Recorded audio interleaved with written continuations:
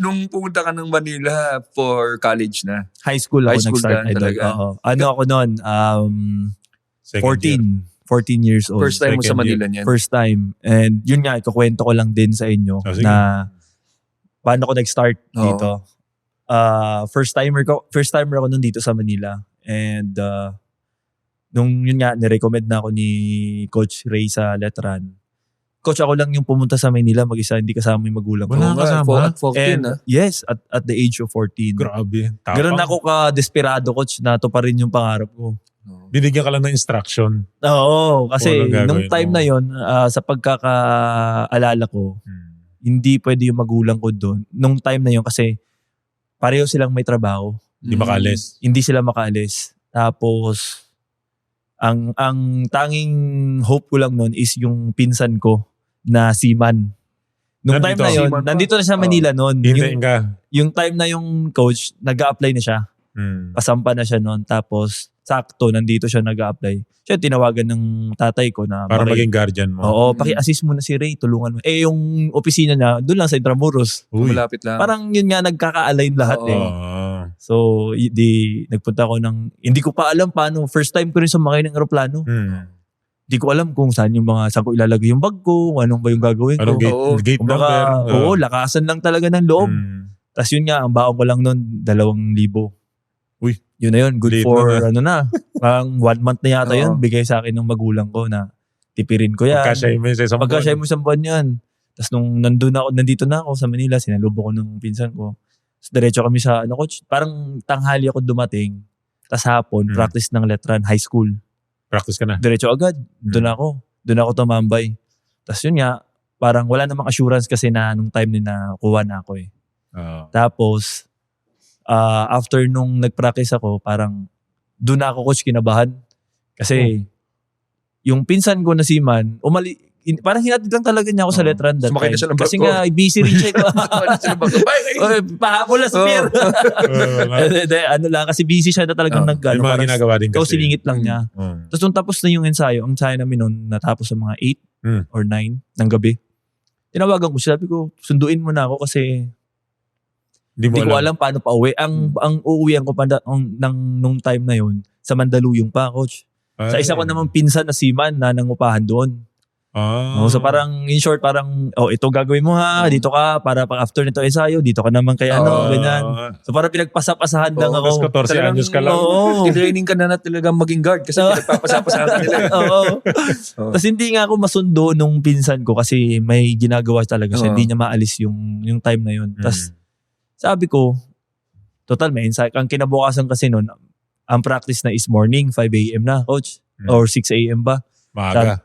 Sabi ko, total, hindi naman ako, pero sinabihan ako ng instruction, tatawid ka ng Loton, tas pag may nabasa ka lang na Mandaluyong sa jeep, sakay ka lang, tas tandaan mo lang yung landmark na gito sinabi ko. As a first timer sa Manila, kasi parang kahit na magaling kang sa... Mahirap sa laki ng Manila Daming tao. Malay mo ba kung diyan ka nabababa? Oo. Naisip ko nung time na yung coach, sabi ko, sige, total, maaga naman ang ensayo, kinabukasan. Sa Loto na lang ako matutulog. Yun yung mindset ko talaga nung time na yun. Kasi since malapit lang ang Intramuros sa Loto, parang walking distance lang talaga. Hindi naman ako marunong saan ako matutulog, coach. Pero, mabait si Lord kasi binigyan niya nagbigay siya ng sign and tao, coach, para tulungan ako. And para ma-surprise ko si Glenn ang tumulong sa akin. Glenn Kubuntin. Kababayan mo. Yes. Kasi nung time na yun, idol, na si Glenn nung time na yun, established siya sa Letran High School. So, isa na siya sa mga star player nung time na yun. Tapos, nalaman niya na ganun yung sitwasyon ko na parang, ba't ka pa matutulog sa Loton? Parang, dito ka na sa dorm. Ako bahala. Doon talaga tinulungan niya ako, coach. Na, dito ka na, matulog ka na dito. Kinausap na yung in-charge nung dorm na patulugin niyo muna dito kahit isang gabi lang kasi hindi makauwi. Ganyan, bago lang sa Maynila.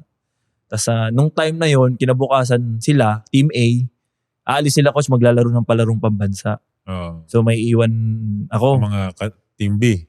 Team B. Yung panghirap nung time yun kasi wala akong kakilala, coach Na parang, doon may mga kapwa Bisaya ko, mga taga-probinsya rin. Pero parang ang hirap kasi nga hindi mo alam pa paano yung takbo dito sa Manila. nangangapa ka pa. Oo, bata lang ako, 14 years old lang eh. Pero good thing si Glenn talaga, siya yung tumulong talaga sa akin no na, ano ka na dito, secured yun na dito. Ayan. Pero tryout pa ako ng coach. Tryout pa Oo. rin. Oo. Tapos habang nandun sila sa palarong pambansa, ako naman, kami mga team B, practice kami. May naiwan ng isang coach. Yun yung time na parang ginrab ko na yung opportunity na kukonti lang kami mga team B. Kasi wala yung team A. Oo. Kumbaga na i-showcase ko talaga yung Papakita ko Talent dito. mo. kasi Oo. parang ang nung time kasi nung pagkakaalala ko parang coach, parang nandun yung mindset or isip ko na parang nahihiya ako, Oo. nai-intimidate ako kasi team A, parang di ko kaya to kasi team A, ganyan. Team B lang ako eh. Nung time na yun, puro lang kami team B, puro rin mga bago. Kaya talagang gano'n kami. Kumpiyansa ako. Kaya nung pagbalik nila, medyo na-build ko na yung confidence ko na parang kaya ko na sumabay Oo. sa Team A. And yun nga, pinasabay nga nila ako sa ensayo ng Team A. So kahit pa paano, hindi naman 100%, pero nakakasabay ako. Hindi ka pa rin nakukuha nun. Oo. Di pa, parang 1 month ako nag-try out talaga ng coach. Pero parang nung time na yun, pagkabalik nila, umuwi lang ako ng, parang yun yung time na parang uwian na din ako ng Mandaluyong nun.